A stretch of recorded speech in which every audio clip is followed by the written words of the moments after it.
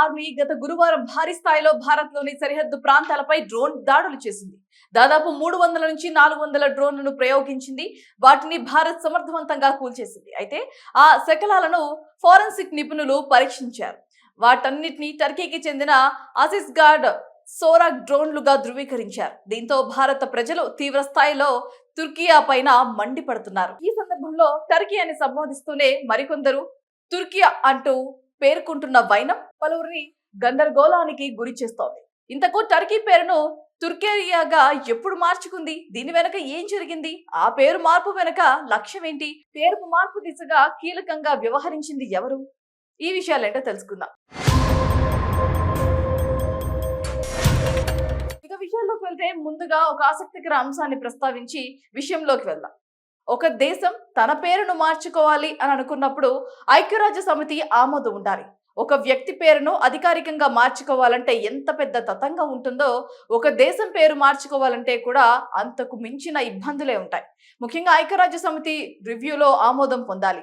అప్పుడు మాత్రమే ఒక దేశం తన పేరును అధికారికంగా మార్చుకోగలుగుతోంది. ఇక్కడ ప్రస్తావించాల్సిన అంశం ఏంటంటే టర్కీ తన పేరును తుర్కియోగా మార్చుకునేందుకు ఐక్యరాజ్య సమితితో పెద్ద కష్టపడకుండా సింపుల్ గా పూర్తి చేసుకోవటం ఒక విశేషంగా చెప్పాలి.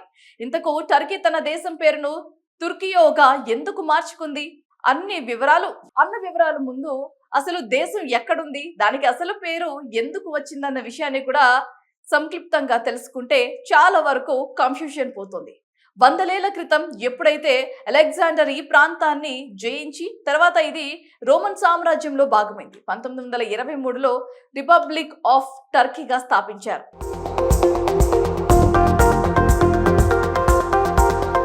మొదటి అధ్యక్షుడు అటాక్తు టర్కీ అధికారిక భాష టారిష్. భారత్ గ్రంథాల్లో ఈ దేశాన్ని తుర్కిష్ దేశంగా పేర్కొంటారు. టర్కీ అనే పదానికి ఒక పక్షి అన్న అర్థం ఉంది. పాశ్చాత్య దేశాల్లో టర్కీ అనే పదాన్ని ఫెయిల్యూర్ అయిన వ్యక్తికి వాడుతూ ఉంటారు. అదే సమయంలో కొంత కామెడీగా ఈ పదాన్ని వాడుతూ ఉంటారు. దీంతో టర్కీ పాలకులు తమ దేశాన్ని తక్కువగా చూస్తున్నారన్న భావన ఉంది వారికి.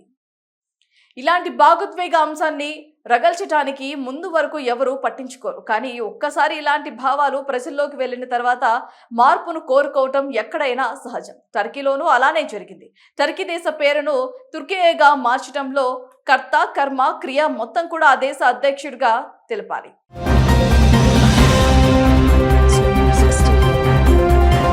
ఆయన మర్యాదపూర్వకంగా పిలిచేందుకు వీలుగా తుర్కేయ పేరును తెర మీదకు తీసుకొచ్చారు. ఒక విధంగా దేశం పేరును మార్చాలనే నినాదంతో ప్రజల్లో జాతీయ భావాన్ని పెంచే వ్యూహంతో పాటు రాజకీయంగా తనకు ఎదురే లేకుండా చేశారని చెప్పాలి. ఈ మాట ఎందుకు చెప్పాలి, ఎందుకు వస్తుంది అంటే టర్కీ పేరును మార్చాలని ఆ దేశ ప్రజల్లో ఎలాంటి డిమాండ్ లేదు. దీన్ని తెర మీదకు తీసుకొచ్చింది తాను అనుకున్నది అనుకున్నట్లుగా పూర్తి చేసి తుర్కియేగా పేరు మార్చిన ఘనత ఎర్డోగాన్కే దక్కుతోంది. 2023లో ఆ దేశంలో జరిగే సార్వత్రిక ఎన్నికలకు ముందు టర్కీ పేరు మార్చే అంశాన్ని వ్యూహాత్మకంగా తెర మీదకు తీసుకొచ్చిన అధ్యక్షుడు తాను అనుకున్నట్లే ప్రజల్లో భావోద్వేగాల్ని క్రియేట్ చేయటమే కాదు 100 ఏళ్లుగా ఉన్న పేరును ఇట్టే మార్చేసిన క్రెడిట్ ను సొంతం చేసుకున్నారు. దేశం పేరును మార్చడమే కాదు మరోసారి దేశ అధ్యక్షుడిగా అయ్యారు. ఇక్కడ ఆసక్తికర అంశాన్ని చెప్పాలి. తన దేశం పేరును టర్కీ కాకుండా తుర్కియేగా గుర్తించాలి అని కోరుతూ 2022లో ఎర్డోగాన్తో అమెరికాకు లేఖ రాసి అభ్యర్థించారు. కొన్ని వారాలకే ఆ అంశం ఐక్యరాజ్య సమితి వద్దకు చేరింది. చాలా తక్కువ వ్యవధిలోనే అంటే 2022 జూన్లో టర్కీ పేరును తుర్కియేగా మార్చేస్తూ ఐక్యరాజ్య సమితి తన ఆమోదాన్ని ప్రకటించింది. అలా టర్కీ కాస్త తుర్కియేగా మారింది. టర్కీ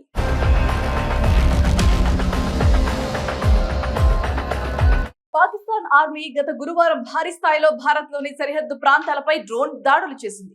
దాదాపు 300 నుంచి 400 డ్రోన్లను ప్రయోగించింది. వాటిని భారత్ సమర్థవంతంగా కూల్చేసింది. అయితే ఆ శకలాలను ఫోరెన్సిక్ నిపుణులు పరీక్షించారు.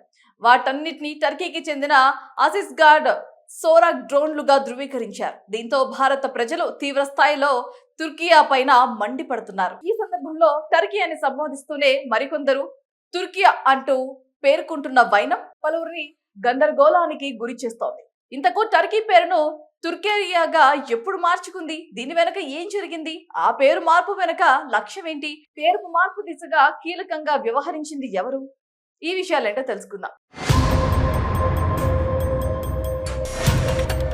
విషయాల్లోకి వెళ్తే ముందుగా ఒక ఆసక్తికర అంశాన్ని ప్రస్తావించి విషయంలోకి వెళ్దాం.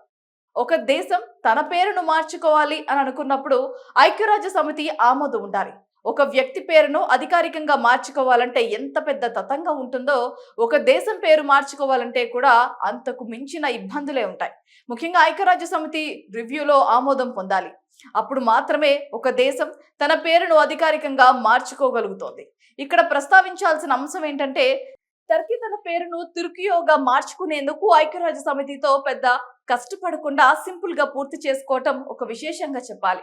ఇంతకు టర్కీ తన దేశం పేరును తుర్కియోగా ఎందుకు మార్చుకుంది అన్న వివరాలు ముందు అసలు దేశం ఎక్కడుంది, దానికి అసలు పేరు ఎందుకు వచ్చిందన్న విషయాన్ని కూడా సంక్షిప్తంగా తెలుసుకుంటే చాలా వరకు కన్ఫ్యూషన్ పోతుంది.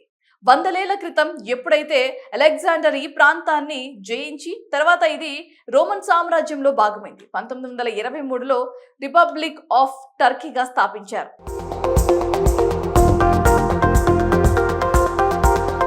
మొదటి అధ్యక్షుడు అటాక్తు.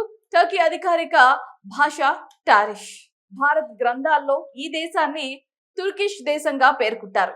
టర్కీ అనే పదానికి ఒక పక్షి అన్న అర్థం ఉంది. పాశ్చాత్య దేశాల్లో టర్కీ అనే పదాన్ని ఫెయిల్యూర్ అయిన వ్యక్తికి వాడుతూ ఉంటారు. అదే సమయంలో కొంత కామెడీగా ఈ పదాన్ని వాడుతూ ఉంటారు. దీంతో టర్కీ పాలకులు తమ దేశాన్ని తక్కువగా చూస్తున్నారన్న భావన ఉంది వారికి. ఇలాంటి భావోద్వేగ అంశాన్ని రగల్చటానికి ముందు వరకు ఎవరు పట్టించుకోరు. కానీ ఒక్కసారి ఇలాంటి భావాలు ప్రజల్లోకి వెళ్ళిన తర్వాత మార్పును కోరుకోవటం ఎక్కడైనా సహజం. టర్కీలోనూ అలానే జరిగింది. టర్కీ దేశ పేరును తుర్కియేగా మార్చడంలో కర్త, కర్మ, క్రియ మొత్తం కూడా ఆ దేశ అధ్యక్షుడిగా తెలపాలి.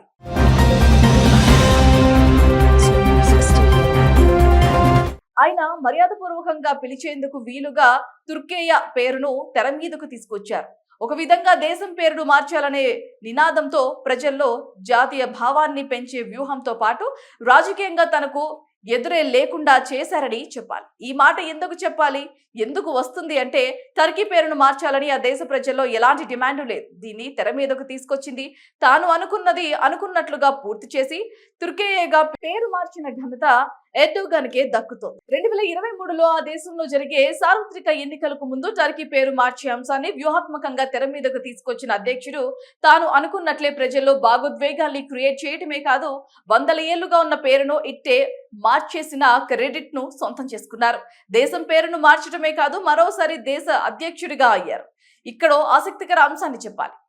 తన దేశం పేరును టర్కీ కాకుండా తుర్కియేగా గుర్తించాలి అని కోరుతూ 2022లో ఎర్డోగాన్తో అమెరికాకు లేఖ రాసి అభ్యర్థించారు.